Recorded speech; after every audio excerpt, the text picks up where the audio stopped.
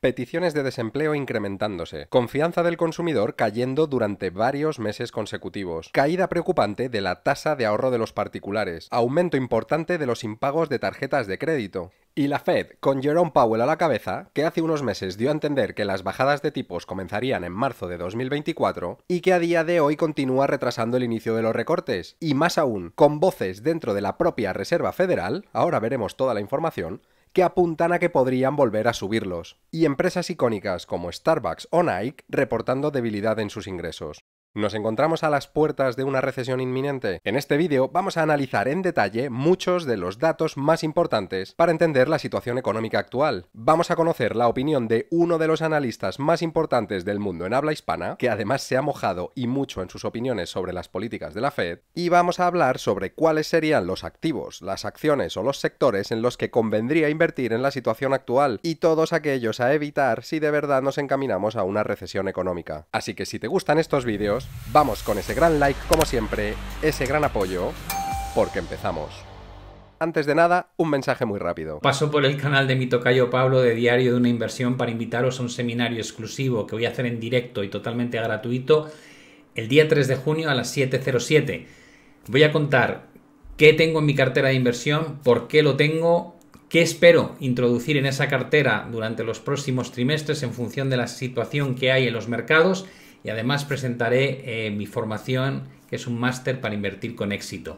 Si quieres detalles, no te pierdas ese seminario donde vas a sacar un montón de información totalmente gratuita. Nos vemos allí. Y ahora sí, vamos con la primera pregunta. Pablo, estamos comenzando a ver algunos datos macro que muestran signos de debilidad.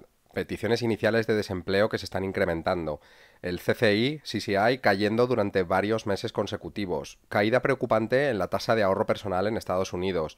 Impagos de tarjetas de crédito que se incrementan. Y empresas tan icónicas como Starbucks o Nike que reportan crecimientos mínimos o incluso caídas en sus ingresos. ¿Crees que ahora sí nos encontramos a las puertas de una recesión inminente? Bueno, no, creo que no estamos a las puertas de una recesión inminente, estamos a las puertas de ver una desaceleración económica que ya veremos si acaba o no en una recesión. El motivo es que no hemos visto que se haya desinvertido la curva de tipos de interés todavía, que es lo que suele marcar el acercamiento a una recesión inminente. No hemos visto todavía hasta qué punto la Reserva Federal está dispuesta a ser otra vez muy dovish si se produce una desaceleración económica profunda, con lo cual es pronto, pero sí hay desde luego indicadores muy claros desde el punto de vista de indicadores como ley, ¿no? Que son los indicadores adelantados que llevan un periodo larguísimo dando una señal de debilidad. Tenemos la curva invertida que decíamos antes también, que es una señal de debilidad. Hemos visto cómo se está agotando esa tasa de ahorro del consumidor, cómo el último dato de consumo ha venido muy flojo, de los más flojos que se recuerdan desde hace muchos trimestres, y por tanto, pues sí, la sensación que da es que empieza a enfriarse esa economía que ha estado tan caliente y soportada principalmente por una política fiscal bastante imprudente, ¿no? Y muy estimulativa cuando no hacía falta. ¿Cuál dirías tú que ha sido el mayor error que ha cometido la Fed en su intento por manejar esta situación? Bueno, creo que los bancos centrales, no solamente la Fed, cometen siempre el mismo error.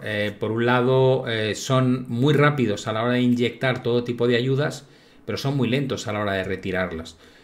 Ya vimos cómo en 2021 la retórica de Powell era la inflación es transitoria y nos explotó en la cara a unos niveles que no veíamos desde los años 80, ¿no? Tardaron mucho en empezar a contrarrestar la inflación con subidas de tasas de interés, y creo que están cometiendo un error parecido cuando en diciembre de 2023 Powell nos dice vamos a bajar los tipos probablemente en 3 ocasiones en el año 2024. Y dices, ¿por qué diablos no sigues con la misma retórica de no anticipar nada y decir que dependes de los datos? Porque la realidad es que los datos de inflación que hemos visto en la primera parte de este año no están avalando en absoluto la necesidad de bajar tipos, y es probable que no los bajen o que bajen solo en una ocasión. Por tanto, no entiendo esa necesidad de trasladar confianza al mercado cuando el mercado cotiza en máximos y cuando la economía, de estar en una situación complicada, es porque estaba excesivamente caliente y no lo contrario, ¿no? Por ese lado creo que siguen cometiendo el error de no estar balanceado el lenguaje que utilizan, sino que siempre está muy sesgado a dar apoyo a los activos de riesgo cuando realmente ni siquiera hace falta, y probablemente volverán a cometer un error similar al que cometieron en 2021. La verdad es que en este punto totalmente de acuerdo contigo. En este canal fuimos muy críticos con la Fed, con las políticas monetarias y fiscales que se estaban tomando. Hemos hablado también en alguna ocasión de la manipulación a la que hace referencia cuando mencionas estas declaraciones, que lo único que hacen, en mi opinión, es inyectar gasolina al mercado, que ya cotiza en unos niveles suficientemente altos. Y de vez en cuando vamos haciendo seguimiento de estas noticias. De hecho, próximamente publicaremos un vídeo sobre esto. Pero en este sentido, dime, ¿cuál sería la primera política fiscal o monetaria que tú aplicarías si estuvieras en la posición de Jerome Powell? ¿O cuál crees tú que sería el rumbo a seguir? Respecto a esta pregunta de primera, ¿qué haría yo o qué le recomendaría en términos de política fiscal a Powell? A Powell nada, porque Powell gestiona la política monetaria, la política fiscal la implementa el gobierno, y ya sabemos que hay muchísima interacción entre la antigua presidenta de la Reserva Federal, que era Janet Yellen, y el actual presidente de la Reserva Federal, que es Jerome Powell. Ahora Janet Yellen es la secretaria del Tesoro, con lo cual están continuamente en conversaciones, y el hecho de que la Fed haya sido en muchas ocasiones la herramienta que ha utilizado el Tesoro estadounidense para financiarse cuando le compraba los bonos, pues da una idea de esa interconexión brutal que hay. Yo creo que en Estados Unidos el mayor problema que existe, y ya se lleva experimentando desde hace tiempo, es una dependencia continua del estímulo tanto monetario como fiscal. En el caso del gobierno, creo que la bajada de impuestos que implementó Donald Trump en 2018 fue un absurdo absoluto, porque no hacía falta.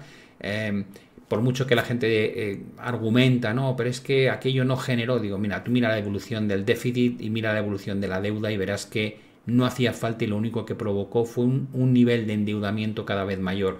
Cuando tienes una deuda creciente y un crecimiento económico en términos, digamos, de tasa cada vez más bajo, como lleva pasando desde hace 2 décadas en Estados Unidos, incluso 3 décadas, pues quiere decir que ese endeudamiento no se está utilizando correctamente para generar deuda productiva, sino deuda improductiva. Si no acotan la situación fiscal que tienen, con déficits que básicamente están en torno a un 6%, deudas que crecen a un ritmo sin parangón, un coste del pago de intereses que ya les supone más de $1 billón al año, pues van a acabar muy mal. La situación, digamos, futura mala, pero controlada, sería la que tiene Japón, un país que prácticamente no crece y tiene el mismo PIB que en 1992 porque se ha excedido endeudándose. Y luego tienes la otra faceta, ¿no?, que podrían acabar mucho peor, con bajada de rating de la deuda de Estados Unidos, pérdida de apoyo internacional, tener que pagar un coste por financiarse más alto, o incluso un deterioro de la moneda en la que se emite esa deuda, como es el dólar. Con lo cual el consejo sería: no puedes basar tu crecimiento económico en un endeudamiento crónico. Ya lo intentó Japón y no funciona.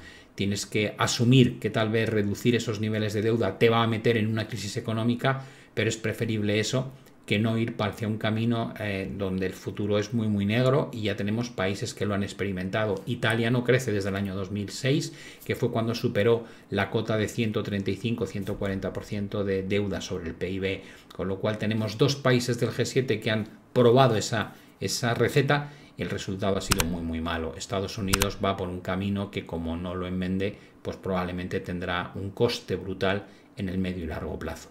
Sí, y precisamente de estas cuestiones hablamos hace un año en el canal. Hablamos de la situación del techo de deuda y apuntábamos directamente a la responsabilidad de Janet Yellen sobre esta situación. E incluso poco después hablamos de la opinión de Ray Dalio, que apuntaba a una crisis real con toda esta situación de la deuda y del déficit en el país. Pero, Pablo, ¿tú crees que si llega finalmente la tan anunciada crisis económica, debería producirse también una corrección severa en el mercado desde los niveles actuales?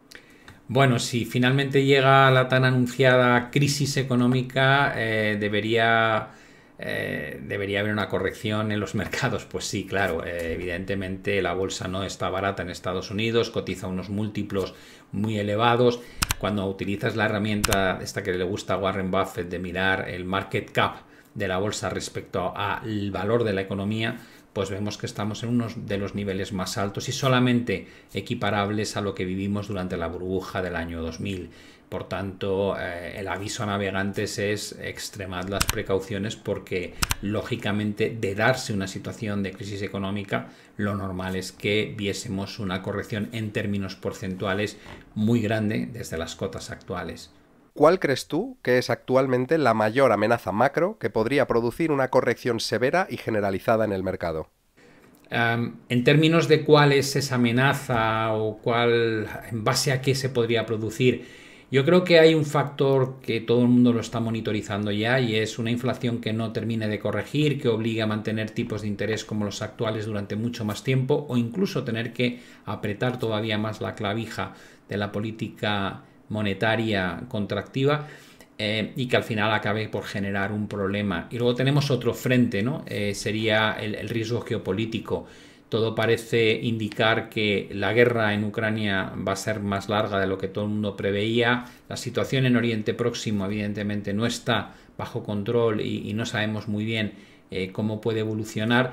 Y la guerra comercial entre las dos principales potencias del mundo, como son Estados Unidos y China, pues va a peor. Hemos visto en los nuevos aranceles que ha aprobado Biden.